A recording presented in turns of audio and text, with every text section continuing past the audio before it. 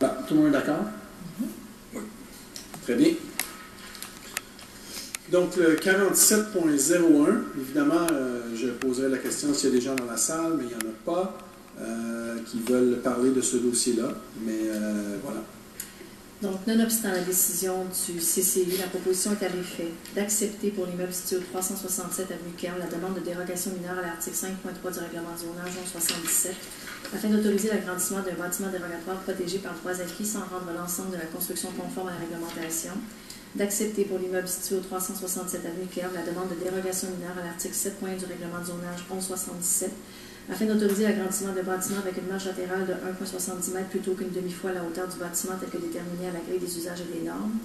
D'accepter pour l'immeuble situé au 367 avenue Kern la demande de dérogation mineure à l'article 7.12.1 du règlement de zonage 1177 afin d'autoriser l'agrandissement d'un bâtiment avec un pourcentage d'occupation du sol de 57 % alors que la situation actuelle du bâtiment est de 55 % et que le règlement de zonage exige un maximum de 50 % et d'approuver pour l'immeuble situé au 367 avenue Kern la demande d'approbation d'un PIA tel que les plans déposés et présentés, le tout conformément au règlement 1189 portant sur les PIA. Je propose, j'appuie. Donc, pour les gens, encore une fois, juste une petite précision, c'est un dossier auquel on va à l'encontre des commentaires du CCU dans ce dossier-là, mais on trouvait que la valeur était au rendez-vous. Donc, je vais quand même m'opposer pour deux raisons. D'une part, je respecte la décision du CCU, mais la raison principale pourquoi je m'oppose, c'est que le règlement sur les dérogations mineures n'autorise pas l'augmentation, d'aller au-delà du pourcentage d'occupation de la densité du sol. On en a discuté, on m'a dit qu'il y avait des avis juridiques qui expliquaient autrement, mais en tant qu'administrateur, moi je ne les vois pas, ces avis-là. Donc, à un moment donné, pour prendre des décisions, il faut prendre des décisions éclairées. Alors, il faut avoir les documents qui permettent de les prendre. Alors, quand on me dit qu'il y a une opinion juridique qui traite de la densité du sol, je veux le voir parce que je suis administrateur. Et donc, je ne peux pas, moi, croire sur parole, alors que le règlement semble très clair à la lecture. Prima facie, le règlement semble très clair. Donc, moi, je ne suis pas là pour faire une interprétation du règlement, mais quand le règlement semble clair, il faut me donner des preuves. Il faut me montrer des preuves. Je ne prendrai pas juste une opinion, puis je soulève ce point-là. Ce n'est pas parce que je veux être un empêcheur de tourner en rond dans le dossier, mais c'est parce qu'on va avoir d'autres dossiers à régler au fur et à mesure du mandat. Et puis, j'insiste, étant donné que je suis un administrateur en vertu de la loi, que lorsque j'ai des décisions à prendre, je prends des décisions éclairées. Donc, j'espère que le message est passé. Si on me raconte une histoire, je veux avoir des preuves. Je veux pas juste des paroles. Non, c'est pas ça. Alors qu'évidemment, à sa face même, le règlement a l'air tout à fait clair. Donc, déjà, d'envoyer la demande au CCU, alors que le règlement ne le permet pas, c'est mon opinion. Là. M. Girard, vous comprenez, c'est mon opinion. Je ne dis pas que j'ai raison, mais il faut me démontrer que je n'ai pas raison avec des documents qui ont force de loi ou force de jurisprudence.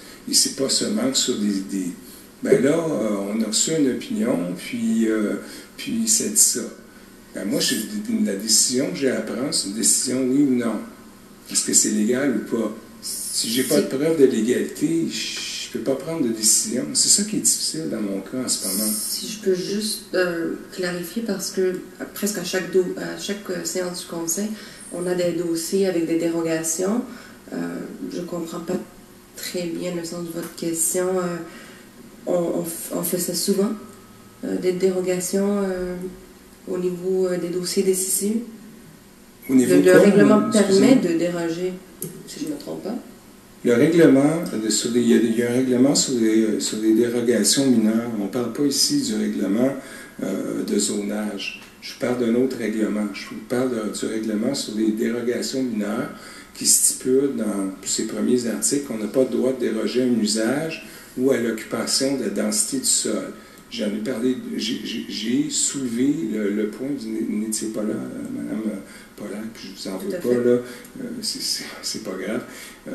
Mais la question, pour moi, c'est une question plus large. C'est pas juste une question de ce dossier-là. C'est la question que lorsque j'ai une décision à prendre, je vais avoir des documents qui me prouvent que je peux prendre la décision.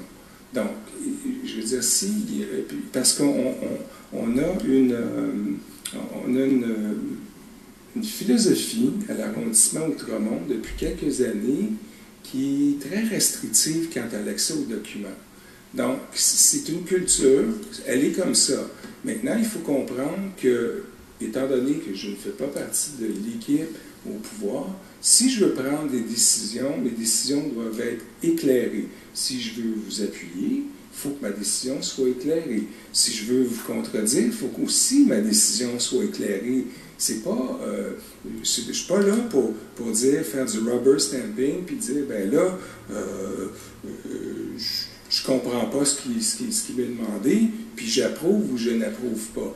Alors, j'insiste maintenant, à partir d'aujourd'hui, je vais vous demander de me fournir les documents. C'est comme au CCU, je vais avoir des rapports du CCU signés.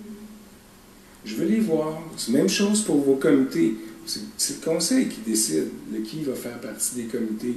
C'est votre équipe qui a le droit de filtrer tous les candidats. Sauf que moi, j'ai le droit de voir les CV des gens pour lesquels je vais approuver ou désapprouver la nomination. Je ne sais pas si vous comprenez la subtilité. C'est là où je vais en venir. Alors, ce cas-là ici, donc le 4701, permet d'exprimer clairement ma position, puis publiquement, parce qu'évidemment, c'est filmé, qu'à partir de maintenant, l'espèce de culture du on garde des documents parce que ça fait pas trop notre affaire, c'est terminé.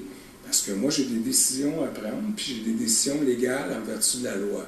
C'est tout. C'est l'article 47 de la loi sur les cités et villes. Donc, je suis administrateur. Puis un administrateur, ça prend des décisions sur des documents. Et pas des documents là, que je demande par l'accès à l'information. Alors, je ne supporte pas le